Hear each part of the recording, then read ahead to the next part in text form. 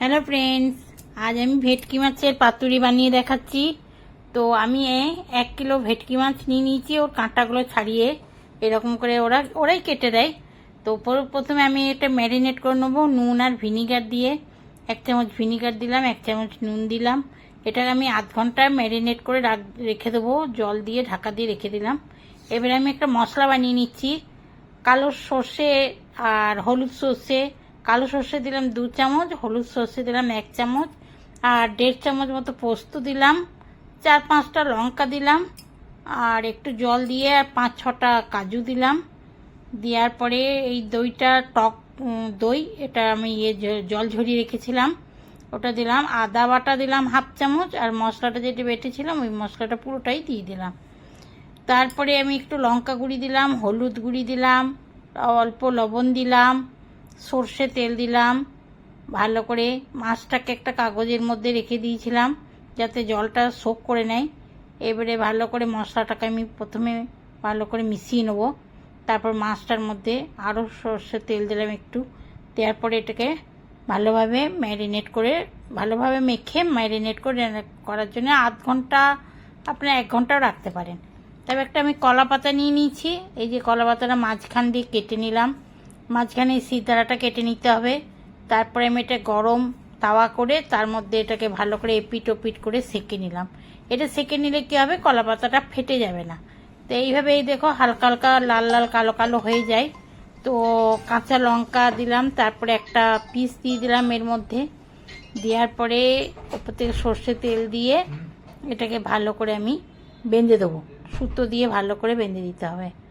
তো মাঝে মাঝে বেরিয়ে যাচ্ছে, কেন পাতাটা আমার একটু ছোট ছিল। একটু বড় পাতা নেবেন আপনারা, আমার পাতাটা একটু ছোট ছিল। তারপরে আবার একটা পিস দিলাম। এইভাবে সব পিসগুলোকে আমি বেঁধে নেব।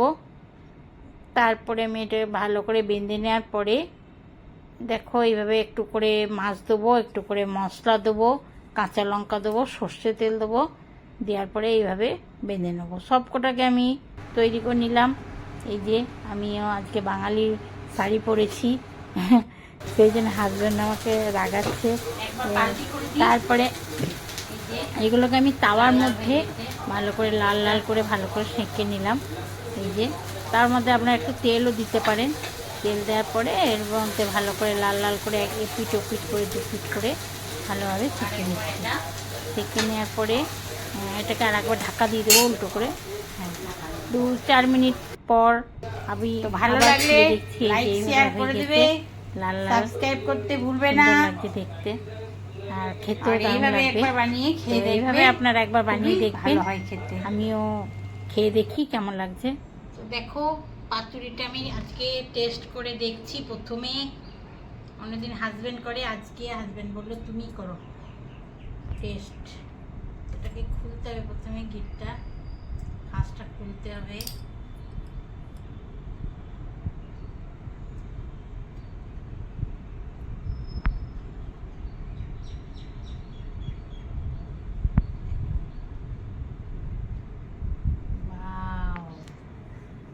একদম গরম গরম ভাপ উঠছে, দেখো কেমন দেখতে লাগছে, ভেরি টেস্টি। আর এই দিকটা দেখো একটা পোড়া পোড়া হয়ে গেছে, সেঁকা সেঁকা। এইটাই হচ্ছে মেন টেস্ট। আমি একটু প্রথমে খেয়ে দেখবো কেমন হয়েছে। তো দেখো ভেতরটা দেখো, একদম দারুণ সেদ্ধ হয়েছে, দারুণ। কাঁচা লঙ্কাটা ও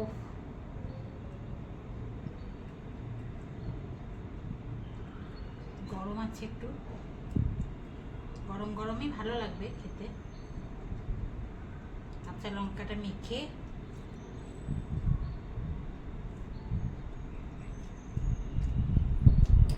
দারুণ লাগছে, মাছের টেস্ট। আর একটা সর্ষের তেলের ঝাঁঝ, সর্ষের ঝাঁঝ, একদম দারুণ লাগছে, দারুণ লাগছে, দারুণ। আমি প্রথম বানালাম, কিন্তু প্রথমবারই দারুণ হয়েছে, দারুণ দারুণ।